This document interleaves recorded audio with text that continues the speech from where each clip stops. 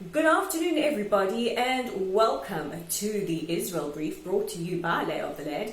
I'm Rolene Marks, back in the studio today. I really hope you enjoyed our special broadcast from the Kakun Forest just outside of Moshav Gan Yoshir yesterday, and we have a special surprise for you late in the week. I will be on location yet again, but you know what I'm going to do? I'm going to keep it as a surprise. But I'm delighted to bring you the top stories from Israel, wherever in Israel I may happen to be, every Monday to Thursday on this very platform or on YouTube. We have a channel at the Israel Brief, and we would love for you to subscribe to us by clicking on the big red subscribe button, because that really helps us get Israel's side of the story, or stories from Israel that may not make the mainstream media, like one of the stories coming up a little late in this broadcast, get out to people who may only see negative news about our country. So every subscription helps, every share helps, every watch helps, and I'd just like to thank so many of you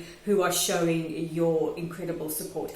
But like we do every day, let's take a look at those top stories, starting with the COVID-19 crisis. We've been speaking over the last couple of weeks about the significant rise in numbers in Israel, leaving some to say that maybe the virus has become out of hand. In fact, today, one of the senior health ministry officials quit because she says we've maybe lost control over the virus. And although the numbers are still very high, they have come down slightly than they were towards the end of last week. So let's take a look at those statistics. From the start of the COVID-19 pandemic, Israel has seen 30,749 people infected with 334 fatalities. Currently, 12,359 people are sick with the virus, not all of them in serious condition. However, 88 are in serious condition and 18,056 have made full recoveries.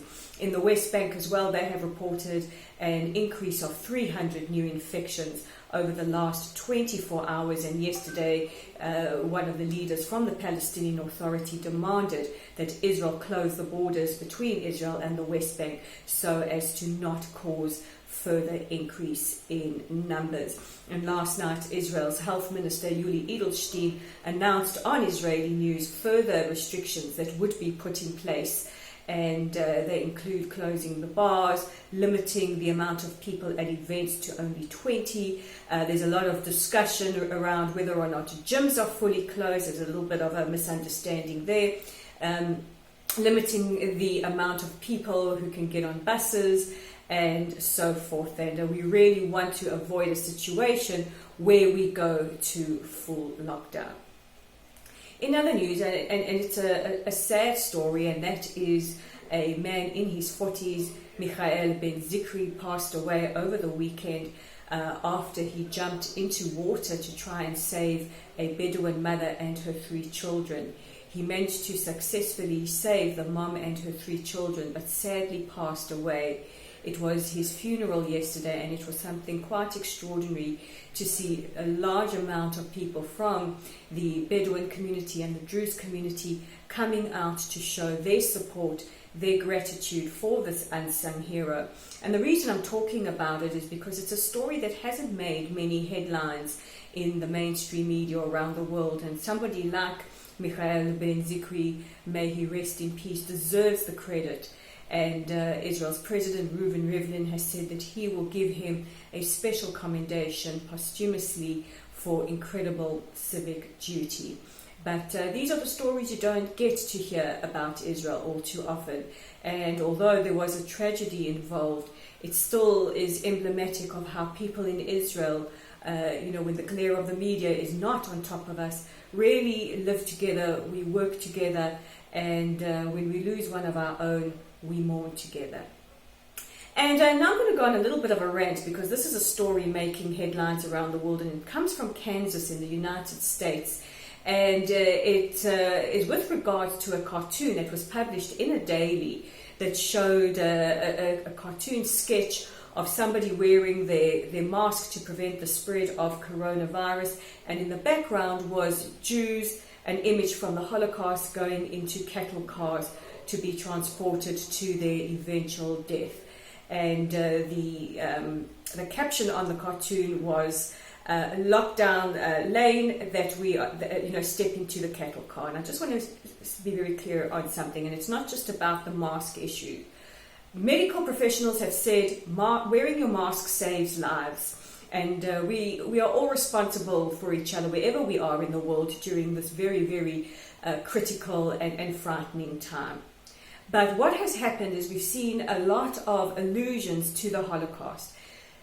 We know lockdown is very uncomfortable. It's very uncomfortable for many of us, and please spare a thought for the millions around the world who might not be in conditions like we are.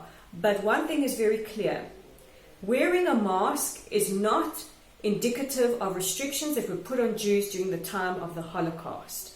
Restrictions that were put on Jews during the time of the Holocaust were intended to reduce them to subhuman and even less than livable conditions. Jews were labelled, Jews were rounded up, put into ghettos, and then rounded up again and sent to their deaths. Wearing a mask is not the same experience that Jews had during the Holocaust. I know that there are many people saying, yes, but it infringed on our personal freedom. It's not an infringement on personal freedom, it's a life-saving method for you and for the people around you. Also, we have seen some of the press saying that lockdown is like what Anne Frank endured in the Holocaust. And if you haven't read the diary of Anne Frank, I really, really suggest that people do this. I know many of you watching this are huge advocates and supporters of Israel and the Jewish community, and we need your voices. When you see these ridiculous stories come out, please take a stand and remind people that this has got nothing to do with what happened in the Holocaust.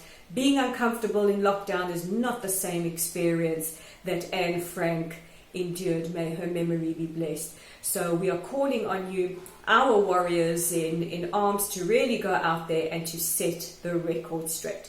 So that is my little rant. It's not directed at you personally, but it is a frustration that many of us are seeing with this kind of Holocaust revisionism. Those are the top stories making headlines, but don't forget to check out our website for original content. You can check out Dave Kaplan's awesome article about a little Syrian baby who was brought to Israel for life-saving heart surgery along with his father. You can also check it out on our Facebook page at Lottel Site. While you're there, give us a like and a follow, and please share this article. It's really, really lovely, and everyone deserves to read it. And don't forget to subscribe to our YouTube channel. And if I haven't forgotten anything else, I'll just like to remind you that I'm Rolene Marks, and this is the Israel Brief, and we'll chat again tomorrow.